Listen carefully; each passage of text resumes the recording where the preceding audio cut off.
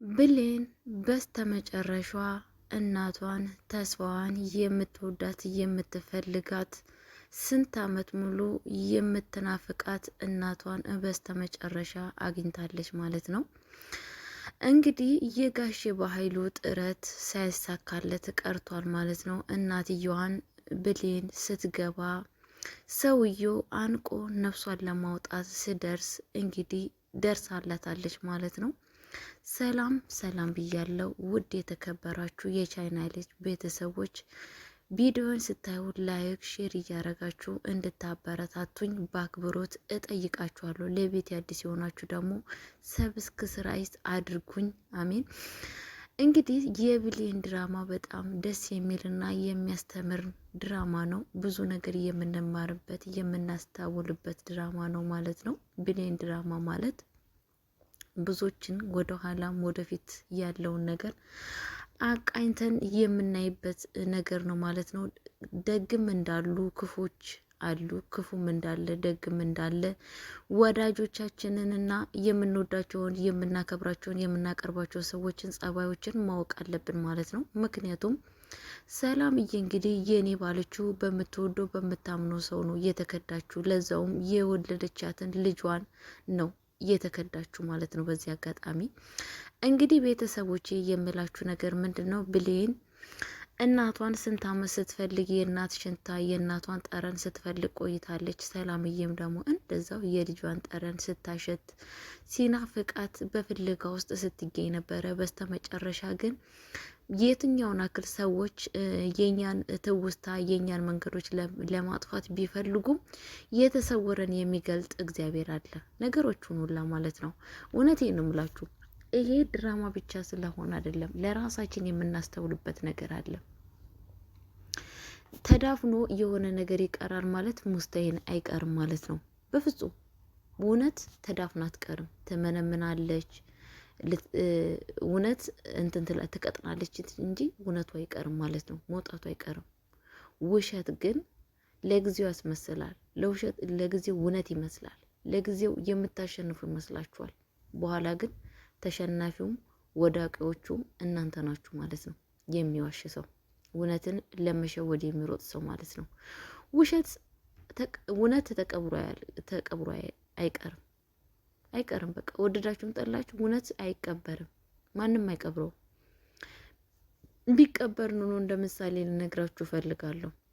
የክርስቶስን መስቀል ስንት መቶ አመት በተራራ ውስጥ ተቀብሮ ነበረ። ግን እውነት ተቀብሮ አያልቅማ፣ ተቀብሮ አይቀርም። በስተ መጨረሻ ግን ወጥቷል ከስንት መቶ አመት በኋላ ማለት ነው።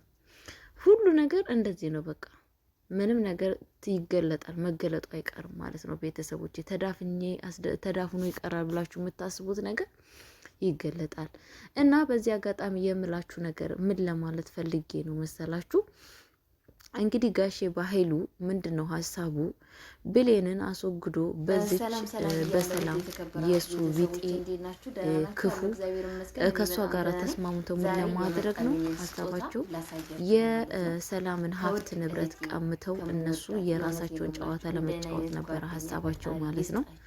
እንደ አጋጣሚ ሆኖ ደግሞ የእናት አምላክ የልጅ አምላክ ቤት ድረስ ልጇ ቤት ድረስ ምክንያቱም ሰላምዬ ልጁ ድሮ ልጅቷ የምትወደውን ነገር ስታመጣለ ልጅቷ እንደዛ አይደለችም። ይብን ባህሪዋ፣ አስተሳሰቧ፣ ሁሉ ነገሯ የተለያየ አስተሳሰብ ነው ያላት ማለት ነው። ልጅ እናትየው እንደምታስባት አይደለችም። ምክንያቱም ለማስመሰል ነው እንጂ ለመሆን አልቻለችም። ማስመሰል ግን አንደኛ ነች፣ መሆኑን አልቻለችም። እስኪ ያስባችሁት ለገንዘብ ለሀብት ለንብረት ብሎ ሰዎችን ነፍስን ለማጥፋት መርዝ በጉያ እየጨመሩ መቀመጥ ማለት ነው። በጣም እኮ የሚያሳዝን ነገር። እኛ መቼ እንሙት ያ የገባንበት ነገር ለእኛ ይጥቀመን አይጥቀመን እንብላው አንብላው ሳናቅ ለሁሌ ለሰው ሞት ጉድጓድ ቆፋሪ የምንሆኑ ሰዎች ለምንድን ነው ግን? እኔ በጣም ነው እኮ የሚገርመኝ።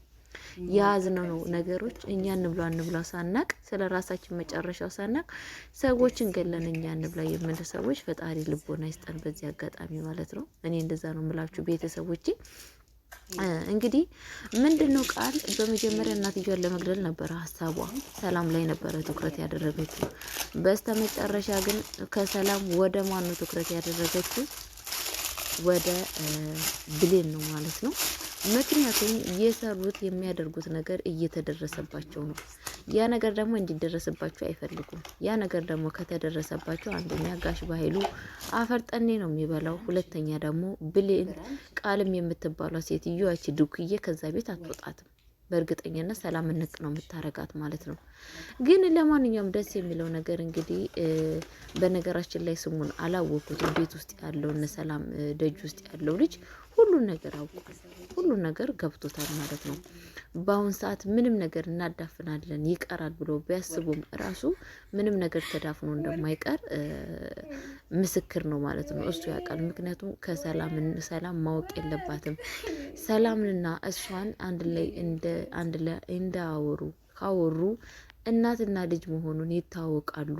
ይህንን ነገር ሰላም ማወቅ የለባትም እያሉ ሲያወሩ ሁሉን ነገር ሰምቷል ማለት ነው። ምን ይሆን ከሰላም የደበቃችሁት እያለ እንደውም ሲጠራጠር ነበር። እንደውም በስተ መጨረሻ ደግሞ ብላ ምንድን ነው ያደረገችው? መርዙን ለብሌን ስትሰጥ ልጁ አውቋል ማለት ነው። በመጀመሪያ እኮ ብሌን ልታስወጣት ብላ በጣም ይቅርታ እባክሽ፣ ምክንያቱም ምግብ ሰላምዬን ለማዳን ስንት ጊዜ ታውቃላችሁ? ምግቡ ላይ አንዴ ውሃ ስትደፋ፣ አንዴ ራሷ ስትጎርስ፣ በአሁኑ መጨረሻ ላይ ሰላምን እና እሷን ለማጣላት ብላ ምንድን ያደረገችው? መድኃኒቱን እንደሚጨምር ሰው አድርጋ ውሰቷል።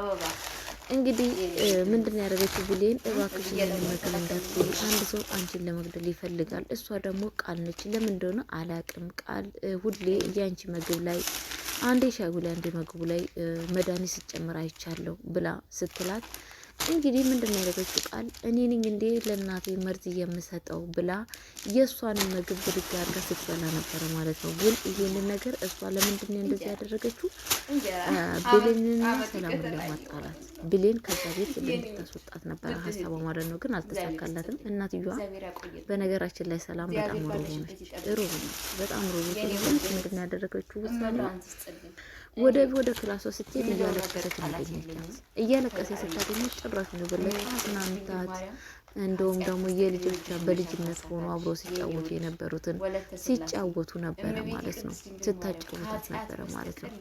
እና ቤተሰብ ምንድነው የቃል ሀሳብ ምንም ነገር የተሳካላት ነገር የለም። አሁንም በድንጋጤ ውስጥ ነው እየኖረች ያለችው። ምንም በደስታ ውስጥ አይደለም። እውነቴን ነው የምላችሁና ያው ሁሌም ክፋትና መጥፎ ነገር የሚሰሩ ሰዎች እንደምታውቋቸው ምንድነው የሚያደርጉት? አይመቻቸው፣ ምቾት የላቸውም። ደህና አልጋ ላይ ቤተኛ ይጎረብጣቸዋል። ምክንያቱም የሚያደርጉት ስርዓት ከዛሬ ተያዝኩ፣ ከዛሬ ተነቃብኝ ብለው ስለሚያስቡ በጣም ነው በጣም ነው የሚንቀጠቀጡት ማለት ነው። እንግዲህ አሁን ብሌ እንትና ሰላም ብያለሁ የተከበራችሁ በዛ ላይ ደግሞ ልጁን ቤተሰቦች ማንም ሰው ያኔ እንትና ብሌን ስለሚናገርና ተፈቶ ነው እንግዲህ በጣም ደስ ያለ ገና እንደመጣን ሄዳ ጉንጩን ተሰባለች ማለት ነው። እዚህ ወርቅ ምን የሆነች ሴትዮ በጣም ነው ያናለች የምትባለው ሴትዮ። እኔ በነገራችን ላይ ወይኔ ክፋት ለሚሰራ ሰው በነገራችን ላይ እኔም ጥሩ ሰው ነኝ እያልኳቸው አይደለም፣ ግን ደግሞ የሰው ነፍስ ለማውጣት የዝናክል ማለት ነው ያዙ ይልቀቁ ማለት በጣም ነው የሚያስጠላው። ማለት ነው እግዚአብሔር ለክቻ እንዴት እንደምታምር የሰዎችን ነገር ለኛ ይካሩልን ብሎ መታሰብ በጣም ከባድ ነው አይደለም? የሰዎችን ነገር ወደ ራሳችን ጨምረን የራሳችንን ፈጣሪ ይባርክልን ቢባርክልን በጣም መልካም። ስንቱ ሰዎች አሉ በራሳቸው ለፍተው በራሳቸው ተንገላተው የራሳቸውን ነገር ራሱ አጥተው ተስፋ ቆርጦ ቁጣሉ ስንቱ ሰዎች። አንዳንድ ሰዎች ደግሞ ሁሌ በሰው እንከብራለን የሰው ነገር ካልጨመሩ ምንም አይሳካላችሁ። ሰው የሰዎችን ነገር ተስፋ ያደርጋሉ ማለት ነው።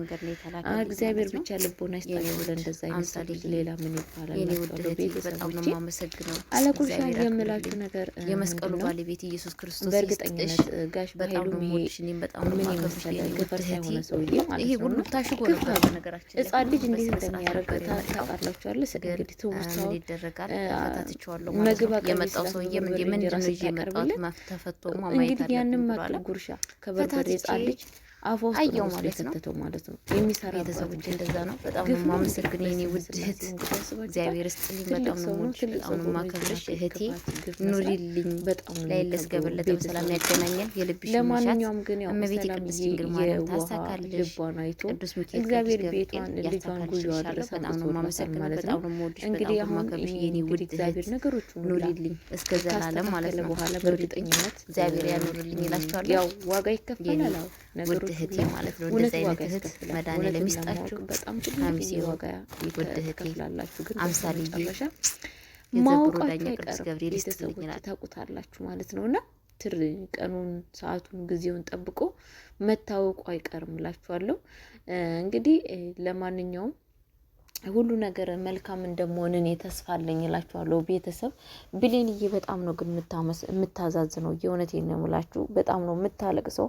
ሆደ ባሻ ነች ደግሞ በጣም እንቧ ነው የሚቀናት። ለትንሹም ለትልቁም ማልቀስ ነው ማዘን ነው እና በጣም ነው እኔ ውስጤን ያሳዘነችኝ። ቤተሰብ በጣም ነው ውስጤን የበላችኝ። እውነቴን ነው የምላችሁና በጣም ነው እኔ በጣም ከምታስቡ በለጠ በጣም ነው የምታሳዝነኝ ማለት ነው። እንግዲህ ፈጣሪ እግዚአብሔር ሉል እግዚአብሔር የእናቷ ጉያ መልሶ ይጨምራት። የእውነት የእናትነት ፍቅር በጣም ስለሚያስፈልጋት አሁንም እናቷን ግልጽ እናቷ እንደሆነች ሰላምም ልጇ እንደሆነች እግዚአብሔር ይግለጥላት። ይችን ደግሞ ነቀርሳ ከቤት ውስጥ ያውጣላት። ተጸጽታ እንግዲህ ይቅርታ የምትጠይቅ ከሆነ ሁሌ ይቅርታ የሚጠይቅ ሰው ይቅርታ መባል አለበት። ከልቡ የሚጠይቅ ሰው ማለት ነው። ብቻ ከልቡም ሆነ ከልቡ አልሆነም ይቅርታ የሚጠይቅ ሰው ይቅርታ መመለስ አለብን ብለን ነው የምናስበው። እንግዲህ ይቅርቷን ከተቀበለች ሰላምዬ ብትቀመጥም ችግር የለው። ግን ደግሞ እንደዚህ በክፋት ውስጥ የምቀጥል ከሆነ እንግዲህ ነቀርሳ በደም ውስጥ ከሄደ ሰው ይገላል። ገባችሁ አይደለ? ግን አንድ ቦታ ከሆነ ቶሎ ብላችሁ ማስወገድ አለባችሁ ማለት ነው። ለዛን ስለሆነ ከእግዚአብሔር ያስወግዳት ከቤት ውስጥ እላችኋለሁ። ቤተሰብ ቃል ተብዬዋን ማለት ነው። እንግዲህ ያም ልጅ ደግሞ ብቻ ለቅመኔ ሳስበው ቃልዬ ላይ አይደለም ፎንቃው የሚሄደው። በእርግጠኝነት ቃልዬን አይወዳትም። ምኗ ነው የሚወደደው? ወንዶች ደግሞ በጣም ጸባይ ይወዳሉ። መልካም ጸባይ፣ ትትና ያላት ምናምን